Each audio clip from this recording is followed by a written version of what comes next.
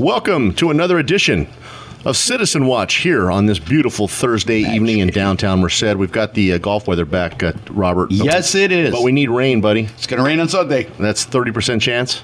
I don't know. Momo, what do you think? Oh, sorry. Hey, we better introduce our guest. We have joining us via the telephone some more Tomasetti blood. Uh-oh. I don't know if the community's going to like that or not, but Well, he's a Manteca, so I don't have to worry. but we've got Robert's younger brother. Yeah. Sometimes he tries to act like my older brother. And Robert, do you prefer? Or does your Vince. brother Vince? Do you go by Vince or Momo? Or what do you feel most Goes by comfortable with? Vince. What do you? All right. We call him Momo. All right. We got Vince Tomasetti on the phone with us. So welcome to the show, Vince. Thank you. Thanks for being here. You sound so professional, Vin. Well, at least one of the Tomasettis. We call him Vince, Vino, Nucci. Call him anything. At least one of the Tomasettis. Hey, tell him how come we call you Momo the Roach. It's a fictional character from the book Godfather's Revenge by Mark Weingartner. Wow. Listen to you. You're just full of knowledge today. Yeah, I think what most people want to know, Vince, is No. What was it like growing up with Robert Tomasetti? We call him the Velvet Sledgehammer. They only here. call me Tomasetti. The Velvet Sledgehammer, huh? Come on, Vin. Tell all the love stories. We loved each other, Yeah. didn't we? Was he a good brother? Was he a pain in the butt? You have to whoop him a lot? Or Tell him what Mom used to say when she answered the phone. She'd say it's her big pain in the ass. I call in and Vince would tease me. Oh, I think there's a lot of people here in Merced that might call you the same thing there, Robert. Vince would answer the phone and he'd go, he wants his mommy. I was in the military and I'd call in and my mom would answer the phone. What do you want? My big pain in the ass. And Vince just thought it was so funny. Yeah. Now, Vince, do you have any good childhood stories you can share with us about No. Robert? Vince, ask what I told you to ask him. Oh, I need to ask Steve a couple of questions. There you go. All right, bring it, Vince. Brotherhood prevails. You were caught with some roses. Who were they for, Steve? There you go. Momo knows all. Vince, would it be okay? I mean, you're from Chicago. I know you grew up in Little Italy up there. Would it be okay for me to take the fifth on this? Yes, you don't have to say who they're for. Oh, there What? you go. What There kind you of go. Tomasetti are you? You're supposed to grill him. Ask him the other question. Okay, are you dating? If not, I know a good job at the county where one of the perks is dating customers. There you go. No, I'm not currently dating, but Should we get him, Vince? Should we get him the application? Yeah. Well, I think we should. It's funny that you mentioned that, Vince, because on the front page of the paper this morning, in big bold letters, what does it say, Robert? Sexual bribery case unfolds. See, Vince, Momo's on it. Momo knows. Vino, tell him you've got street cred. You have your Yes, I informants. do. How'd you get street cred, Vince? Were you running with the gangs or what? Are you a rapper? No, I don't run with any gangs. Yeah, you run with the Tomasetti gang. Yes, I do. Yes, you do. Hey, see, they think when we talk about the mob that we're just making it up. I don't think you're making it up. Vino, how many places did we used to hang out as kids when they'd be coming in and out the back door? A lot. There you go. Yeah. Like where? Jeans Delicatessen. Yeah, Gene's Deli. What we used to call Mr. Cacciatore? I don't know. Lefty. Lefty. Oh, what's that? I don't know stuff. Yeah, no, I always kind of had a suspicion you might have, No. grown up in that environment. But when I played golf with you, it just confirmed that. Why? What happened? You just the way you play golf, the way you dress. With Vino. It He's looks making like fun I of me, thought I was Vino. watching Defend me. Defend your brother. I thought I was watching an episode of The Sopranos. Vino, help me out here, buddy. You do play golf, I know that. Yeah. He's pretty good at it too. Momo's worried about what I'm going to do with my collections. Well, aren't you? let me ask you this, Vince. Growing up, did Robert have girlfriends? I mean, was he a ladies' man? How would you have classified him there? He had a couple. Don't mention a word. Remember, it's liable. They may not want anybody knowing that I dated them. Well, here's the next question: Were they attractive? Yes, they were. That's all I'm saying. Good boy, Vino. Your money's in the mail, buddy. But anyways, hey. I'd rather have some of your collections. What? I said I'd rather have some of your collections. Like what? What do I collect? Watches. You collect watches, cameras, a bunch of other things. It's the OCD in me. Yeah, but you never caught your brother walking in late at night with a shovel or anything like that, did you? No. You ever heard any strange thumping coming from the trunk of his car? No, but I'll tell you. Coming from his trunk. Okay, I'm going to tell you a funny story, and only Vince can do this, and we can't do this on the air because of the wording, but... You can do it. Just make it clean. No, I took Vince. Vino and I went to go see my dad in Vegas, and we're driving across. Remember Vino? Yes. Okay, and Vino does the best Joe Pesci. Okay, can you do a little bit of it, Vin, without saying the M&F-er word? He goes out, we're driving, and Vince goes, you M&F-er, you got me out here for a meeting. If you ever watch the movie Casino. Yeah, and I was just dying laughing so bad that I ended up getting... You M&F-er, you? Yeah. What the hell are you thinking? You're only out here, what? 15 years. Yeah. Yeah. All right, Vince. Well, I guess what we really want to know is, I know you're an avid listener to the program via YouTube. Is that correct? Yes, I do. Go ahead and give us your best critique. Where could we do a little better, or could we do better? A couple of the people you had on there could be a little more joyous and instead of just being boring and stuff like that. They are, aren't they, Vino? Are there any subjects that we talked about that kind of stick in your craw that you'd like to address while you're on the air here? No, not at all. I liked all the subjects. That's because I'm on it, right, Vin? Yeah, based on what you heard coming out of Citizen Watch, Vince, do you have an opinion on Merced or Merced County? I mean, He lived here. Oh, is that right? Yeah, he lived with me for a little while, didn't you, Vino? Yes, I did. See, the thing with Vince and I is I'm the older brother, and we were always raised to take care of our brother. And I cast a big shadow. And Vin will tell you, we weren't Vince. We didn't get along as kids, did we? No. I can't imagine someone not getting along with you, Robert. Vince, do Such I a foreign tease? concept. What? Anyways, so what happened was, Vince lived here for a little while, and Vince wants to get out on his own and do his own thing and not, have everywhere he was in Merced. Oh, you Tomasetti's brother? Yeah. It wasn't a bad thing. Vin, I got one question for you. I'm going to put you on the spot. What? Out of Steve, I, and Casey, who's the best? I would have to say it's a tie between Casey and Steve. Oh, you didn't get the memo on that one, buddy. Vin, November 28th is wiped off my calendar. That's his birthday. Vin, do you make it back into Merced often, or how often do you get back to these parts? Not very much at all. He wants to travel. He's on limited income, so he travels to see my dad. When you leaving to go see Dad? Mid-March till the first week of April. There you go. Well, tell Dad I love him. I'll try to meet you up over there, Vino. Hey, thanks a lot for... Hey, let's give a shout-out to Dad. We love you, Dad. There you go. Absolutely. And Vince, next time you're in Merced, let us know. We'll get you in studio. We'd love to have you in as a guest. No, you wouldn't. All right. Thank you. You're welcome. Thanks for taking the time. Thank you very much. All right, Later, Momo. Well, that was another Tomasetti. He's more quiet than I am, as you can tell. No, I can't imagine that. I can't. You know what's funny? What? My dad, well, it really is a true story. Vince, my mom had a son. We had a brother that was 7 months while she was pregnant for Vince. Carmi was dying of cancer, and we think there's some... And Carmi was a brother? Carmi is my brother. Okay, and my brother had neuroblastoma, and Vince is a little different. He's slow, but what a great kid. So my dad... Perry and I, my younger brother, we got A's or B's, and we always got... You remember in the schools you had 1, 2, or 3. I don't know, maybe I'm too much older than you, but you got a U for unsatisfactory. Oh, yeah. And it was always in deportment. We always talked, we always goofed off. So my dad can never understand why my brother Vince didn't get good grades. Well, Vince was dyslexic, and we didn't know that. He would go there thinking that they would talk about, oh, no, he plays in class. And every one of them was, Vince is so wonderful. He's such a great... My dad's like, well, give him a B, would you? Give him something. But Vince always, he was a softie. Yeah. Really was.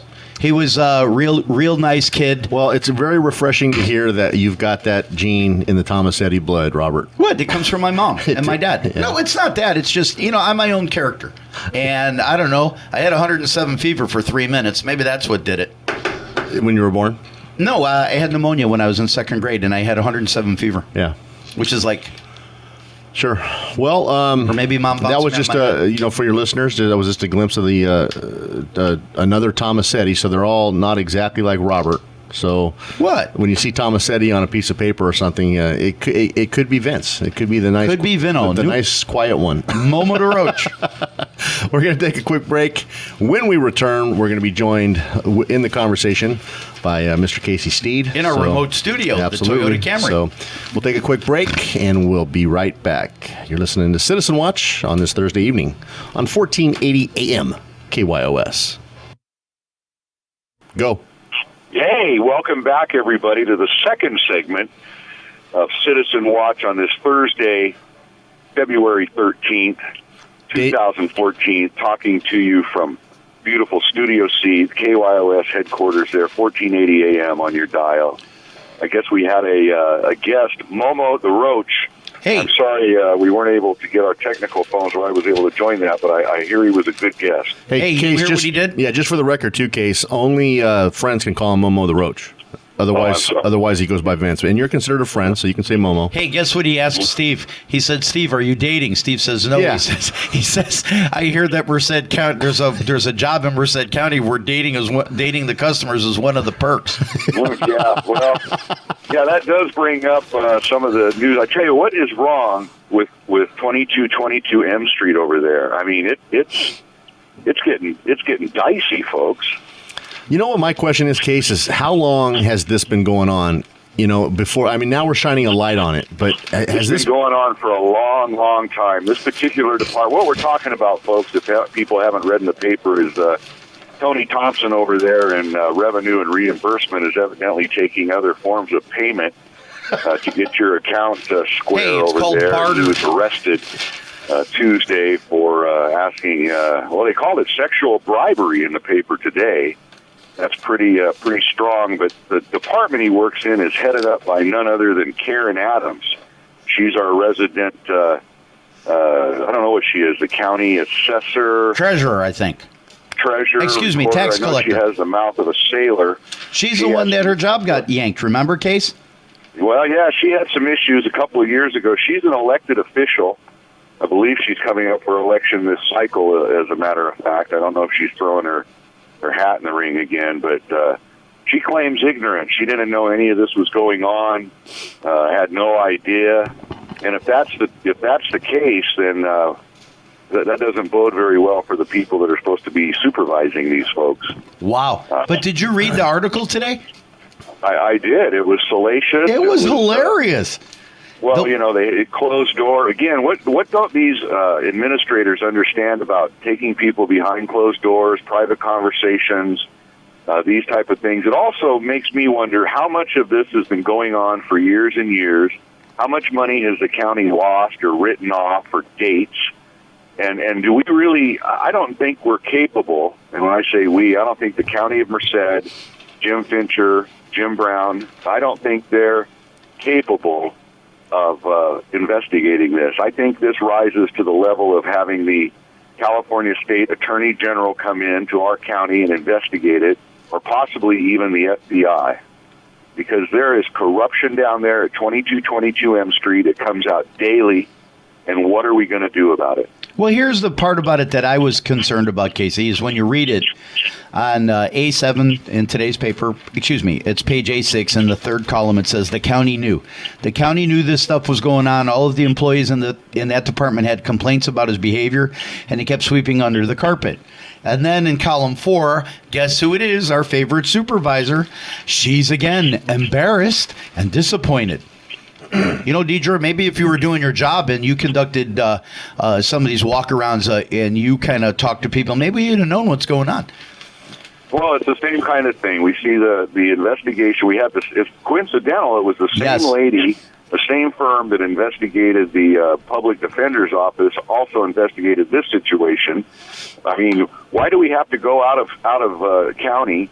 I understand the impartiality, somebody without a biased point of view, but it's sad that we can't police ourselves. And when we have Karen Adams saying, well, I don't know anything about it, I guarantee you she was interviewed by this investigator, so she's lying when she says she doesn't know anything about it.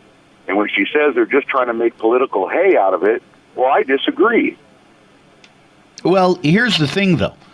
It says Thompson arrest comes on the heels of an internal investigation. So they did internally look into it and found that there were complaints of harassment. So maybe quite honestly, I'm being honest, maybe 2222 M Street has been kind of investigating their own and went out because, maybe there was a bias. I mean, it'd be very hard for me to go to people that I know over there and investigate them. And, people may say, well, you have an axe to grind. So maybe that's why they went to the Sutton Hatmaker Law Corporation. Yeah, but it only becomes an issue. I mean, we've heard in the last investigation, we had 3 complaints from employees, and nothing was acted upon until this guy decides to, try to kill himself. And then somebody gets involved. And as this one county employee said today in the paper, for fear of retaliation, and they want to be anonymous, and this is a good time to give out the tip line, 209-406-8728. I want to let every county employee know that they have a safe haven they can call and talk to and get their information out without fear of retaliation or reprisal or retribution. Hey. You can call Citizen Watch and tell us what's going on, and we'll put it out there because we're not afraid. We're not afraid of 2222 M Street. These are the people we elect. Who do we got up there? Idi Amin telling us what to do? This is crazy. Idi Amin? What is going on down there? I mean, who do these people think they are? I say the air is so rarefied up there on the 3rd floor. They're so out of touch. And yet every time they get caught, oh, yeah, we're going to do better, and oh, yeah, blah, blah, blah. Well, let me ask, can I make a statement? An observation? Okay, if you're working for the county and a woman says, meet me at the pharmacy, don't go. Yeah. It says here. It says look pretty dapper in his booking photo. I found it interesting that he went there well dressed to meet this chick, and then 5-0 picked him up. So you can tell what he was dressed. No, and for. I'm going to defend Anthony for that. Anthony always dresses impeccable like that. Do you know this individual? Yes. Okay. He used to work for Beneficial Finance. Okay. Downtown, and he was a really nice man. He was always aloof, but he always wore Stacey Adams $300 shoes. I mean, he really spent a lot on his packaging. The Mercedes, when you look at him, you go, wow, that's pretty nice. Now I don't think that. I'm like, wow, shit, don't go to the pharmacy. Well, I mean, what was he? If he's bribing money, trying to extort money from the public, is he putting any in his pocket, like the court clerks were doing over there in the traffic division? I paid my ticket in cash. Yeah, I mean, we find out this week, I know it's a different division, but the Superior Court, Traffic Court, they had somebody with sticky fingers over there. Here's what I don't understand. How do you get away with $5,000? It's kind of like that lady, that Shiraki lady, who walked away with 1-point-something million. How do you hide that stuff? Well, if you're walking away with... She was writing herself paychecks and going and cashing them. She had a gambling problem. That was the excuse on that one. But the thing that I found really horrible about the court clerk is she was picking on her people that didn't speak Spanish. No English. She was Hispanic herself. And I find this more and more. You find people of the same ethnic group picking on their own people because they know their weaknesses. Yeah. And these are the same people that will scream and shout when somebody from another ethnic group or another race picks on their people, a perception, you're being racist or blah, blah, blah. Some of the most racist people are their own race. I've seen this in the Asian community. They're very fearful of using banks, so they keep their money in their homes. And the other Asians know this, and so you see a lot of home invasions, a lot of home. Hey, can I ask you a question about this? Can I ask you something? The same thing in the Hispanic culture where they don't speak English and they get preyed upon by their own folks for either immigration or lack of understanding, and it's just unconscionable. Yeah. Casey, can I ask you something about this, though? What? Okay. Since the people, you know me, sometimes I look for conspiracies, sometimes I'm right, sometimes I'm wrong. Okay. When these Hispanics go into the court, let me ask you, do you think maybe this lady, instead of just hustling the money, do you think maybe she's extorting them?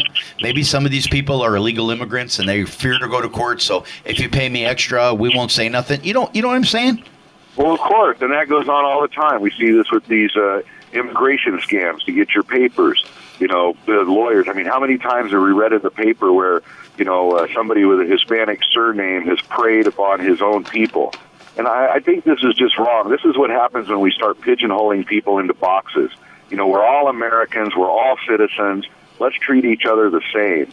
And this just goes to show you that some of the worst offenders are within their own race. Or nationality.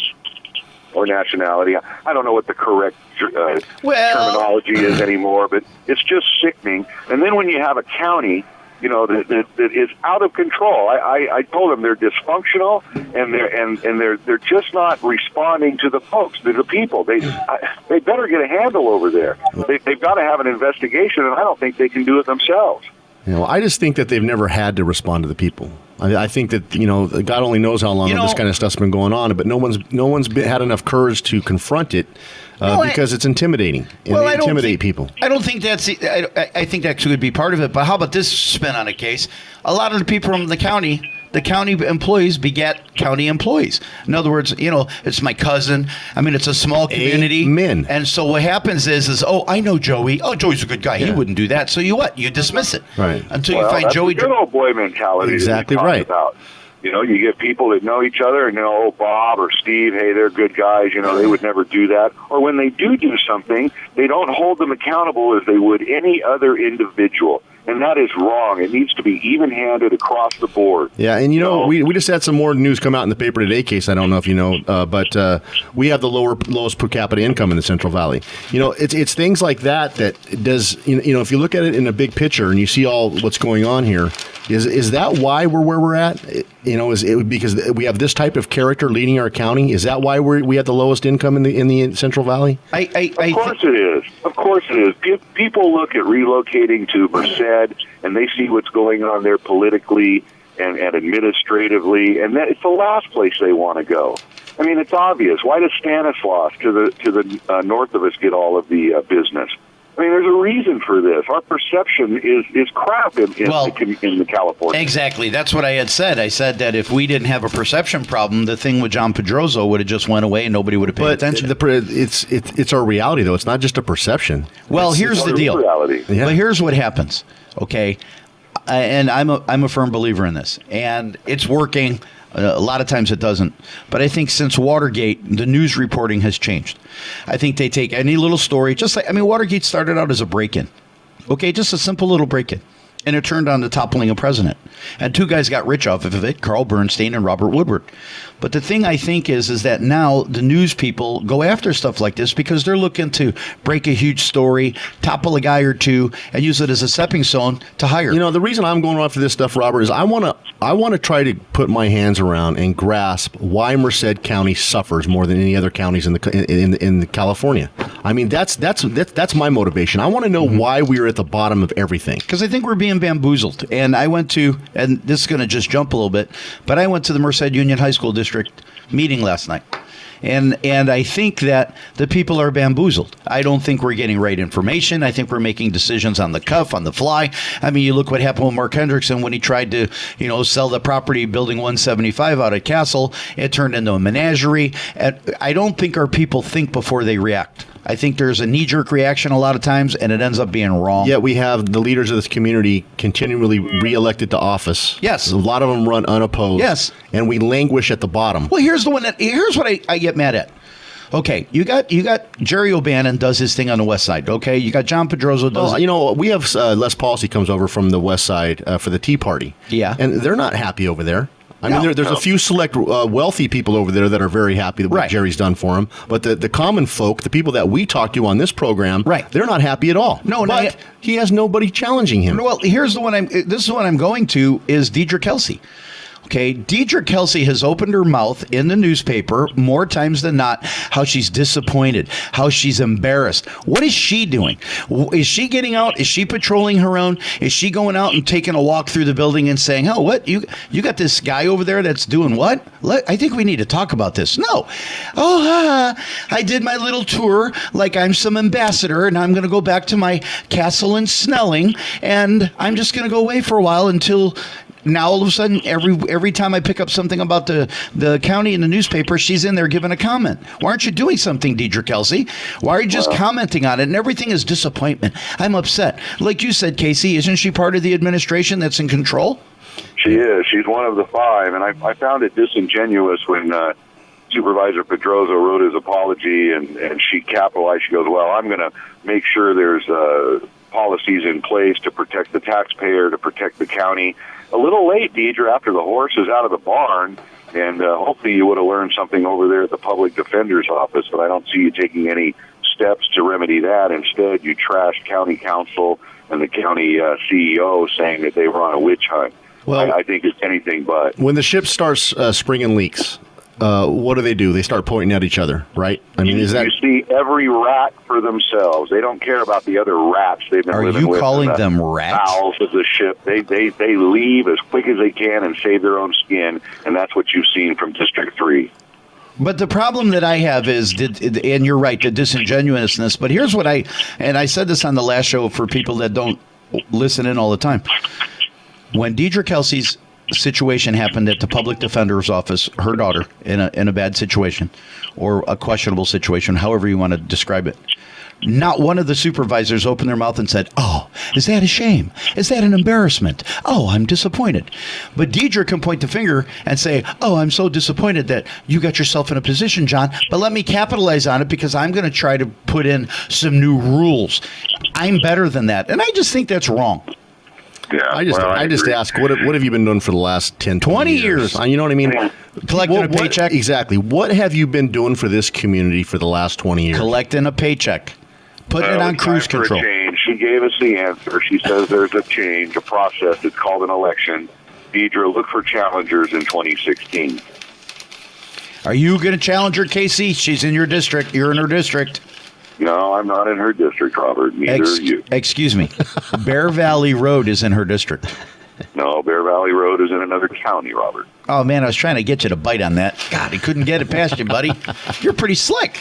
Well, yeah. Should we take our next commercial break here? Then when we come back, we can talk a little bit about your buddy. Your buddy. Hey, and your awesome. experience last night at the Merced Union School District board meeting. Yeah. Yeah, and, I also want to cover just a little bit the City of Merced Town Hall meeting. I watched that on. Oh, yeah. How was that? Yeah, please do. Yeah, I missed that. We'll cover that. And then things on that. All right. We also got some. Back. Yes, absolutely. We also got some specifics from Measure M, did we not? Woo. Yeah. So we got a lot to talk about in this I'm segment. vindicated, and we also Case. have some news on our new high school, El Capitan. Well, that's what I'm going to get at. El Capitan. Hey, buddy, I'm going to tell you, I've been vindicated. Wait till you hear what I found out. We'll be right back, We'll folks. be right back.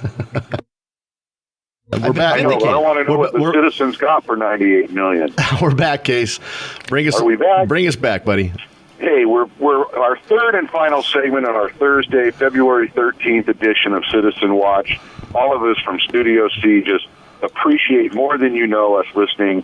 We have our YouTube channel. If you guys miss a show, you want to go back and listen to one of our great archive shows, just punch in KYOS space 1480 AM, and all of our shows will come up.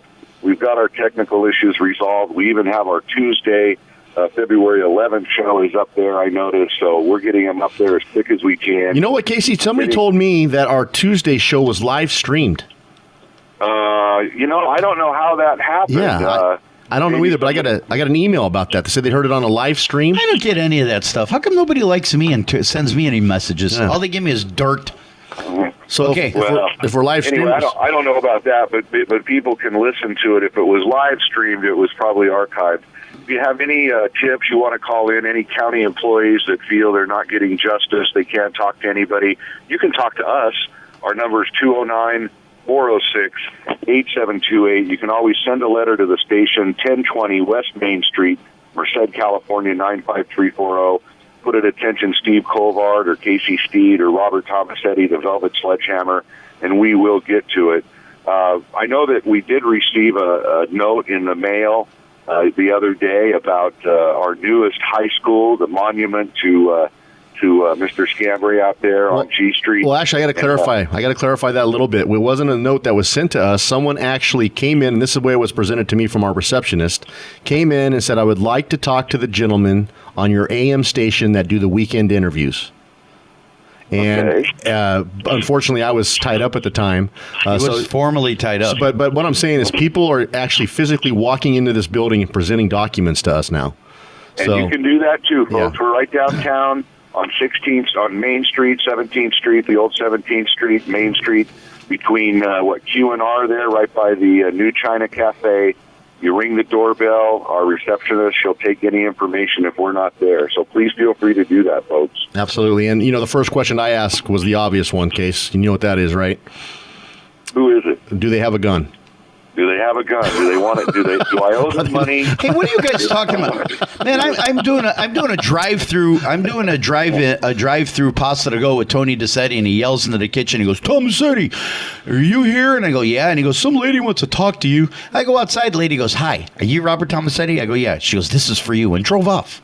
And I'm like, "What the hell?" Yeah, I get that all the time. I know. People just walk up and hand me things. That's good. Well, are you ready? Well, yeah, go ahead. Let it loose, Robert. Okay, first of all, I have a shout out to a new friend of mine named Dustin Carpenter. Dustin is this really nice gentleman. He is actually Debbie Cowden, the realtor, her grandson, and he's struggling with school a little bit, but I told him that I would put in a plug for him. Dustin, hang in there, and remember, it's have, not got. Okay, are you ready? Yeah. Okay, I went to the Merced Union High School District's meeting last night, and I sat in the front row, and I got to look at my buddy, and my buddy got to look at me. He didn't come over and say hello. He didn't come over and say anything. He just took his pen and watched what the proceedings were. And what it was last night was the CTA and CSEA were hounding the board because I guess there's been some negotiations for a contract, and there has been no...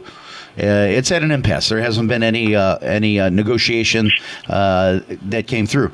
But anyways, so I went there with a couple of reasons. And first of all, Leonard Kahn was very open to me the last time I went. And he said if I had any questions to give him a call. And I did. And I got berated as being a loose cannon. My information's not correct. And I don't know what I'm talking about. All right.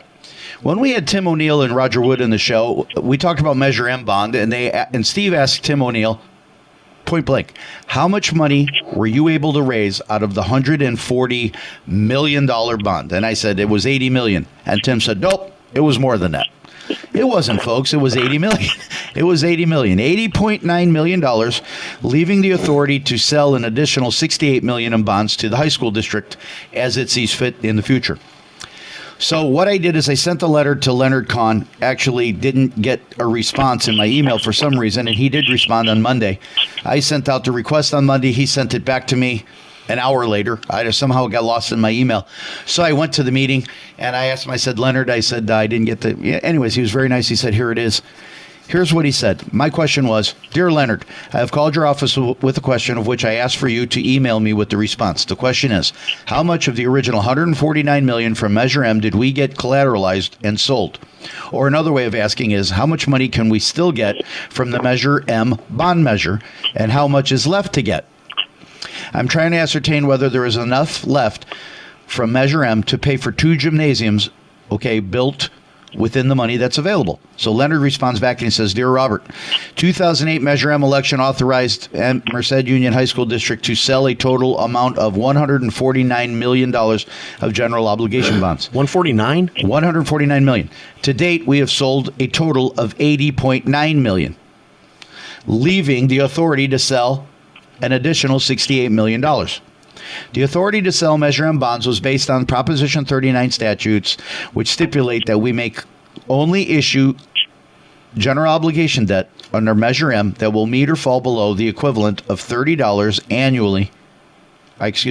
Equivalent of $30 annual debt service per $100,000 worth of real estate value in the Merced Union High School District boundary. So, okay, fine. Says, we are unfortunately at the limit of our ability to issue debt, or at the very least, awfully close to our limit. An extrapolation using the following assumptions. So he's talking about what he says is that if there's a value increase of 3%, 4%, 5% going out of real estate, it says an extrapolation using the following assumptions will allow us to sell $13.6 million of bonds in August of 2018. 4 years. 4 years. $13.6 million is probably not enough to complete the gyms, but it'd be real close. Let me know if you need anything else. Leonard C. Kahn.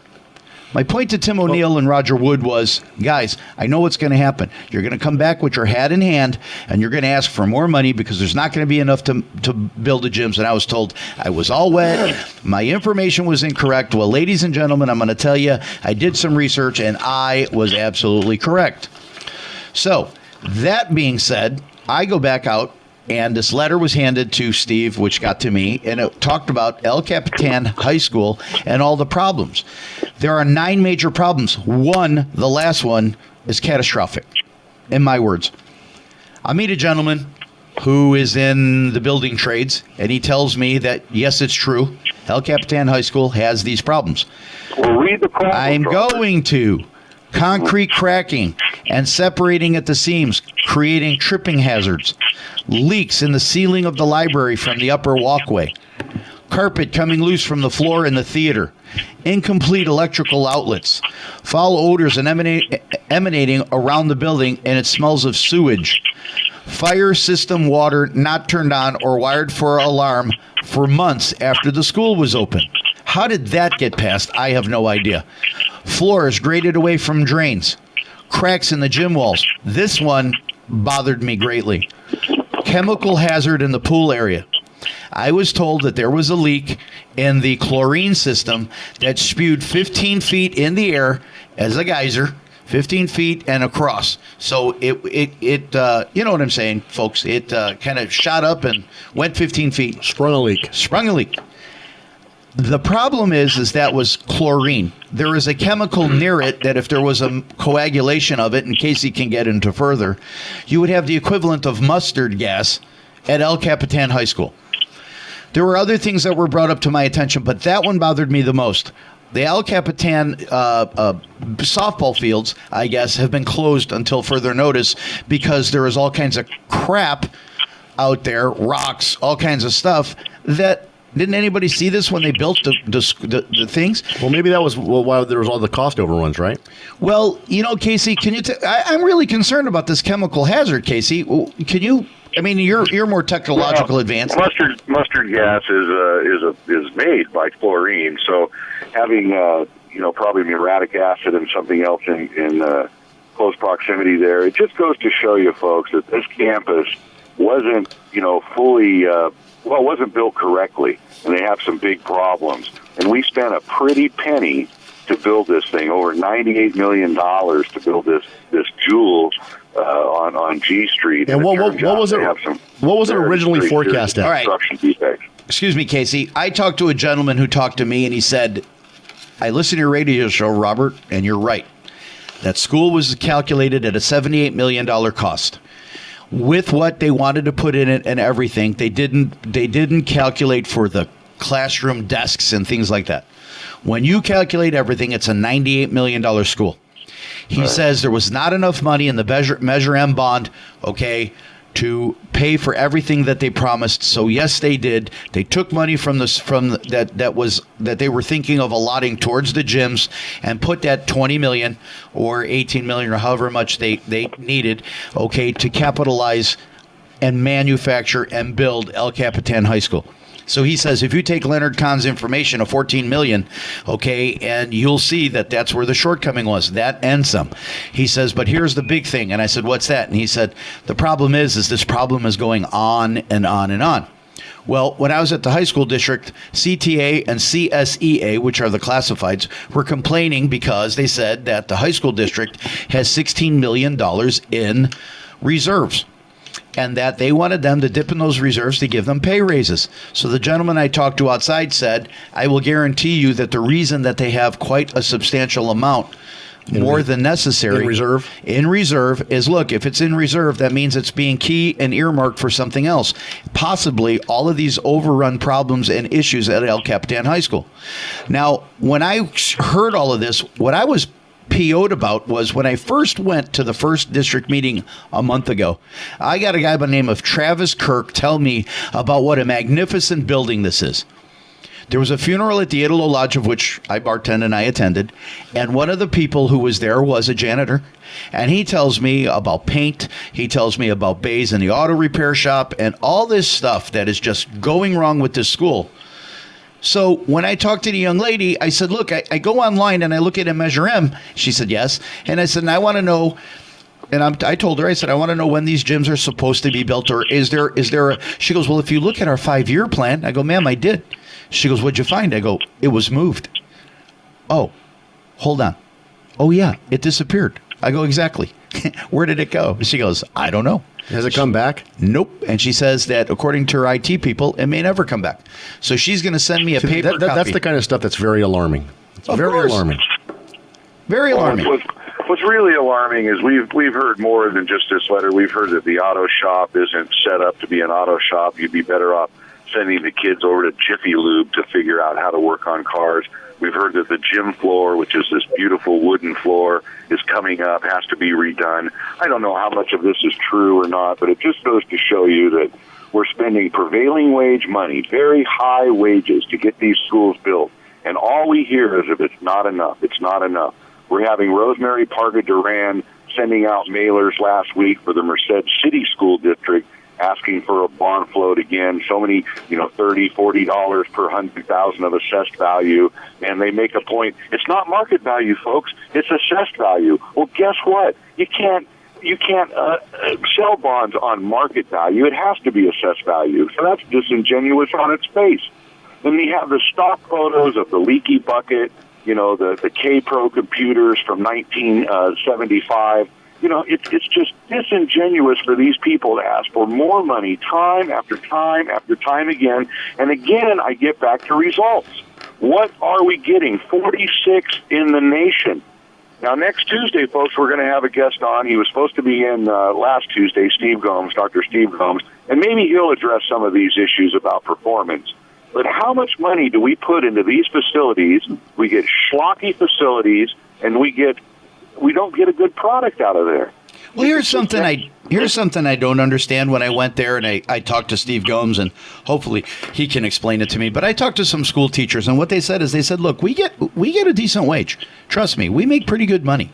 Okay, this CTA rhetoric about we need more money is for the birds. But SEA, which is the classifieds and the custodial, they're not making enough money. And there was a lady that stood up and she said, I used to love being part of the Merced Union High School District, and I was proud. She says, but now, you know what? You pay me what you pay me, you get what you get. And I'm wondering, is that the reason why the schools are falling apart? Because the custodians don't think that they're getting loved. And so what's happening is, what? Yeah, I'll get to it when I get to it. Well, do you happen to know the difference between what they pay the classified employees versus the non-classified? I tried to get into that, and what I got was nothing. And what I got was what CSEA, which is for the classified, it's the classified union. What they're upset at is guys like Scambray, from what they told me, they get 5% pay raise built into their pay, to their contract. And so I was waiting for somebody to point at him and say, you got your pay raise, where's mine? So this guy has been there for 5 years? So he got 25% pay raise. They got nothing. So what I found out is what the school districts have a tendency to do is they'll cut somebody out of the cafeteria staff. And if they don't have to put them back, they won't.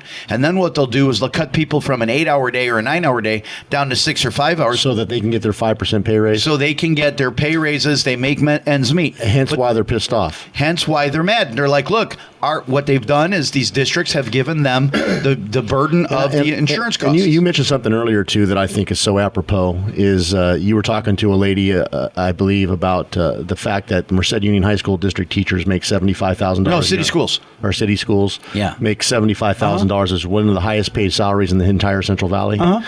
And she looked at you and said, yes, but we are professionals. Exactly. What happened was I said, and I told her this, I said, ma'am, the problem is you're coming here, you're CTA, right? She said, yeah. I go, you got your hat in hand. I go, but it was reported in the newspaper that Merced City Schools, now I know it's not the high school districts, but it's schools. People look at that today, and it's right here today. Hold on, Case. Bear with me, Yeah. buddy. It's on page A7 in the Sunstar, and it says incomes edge up.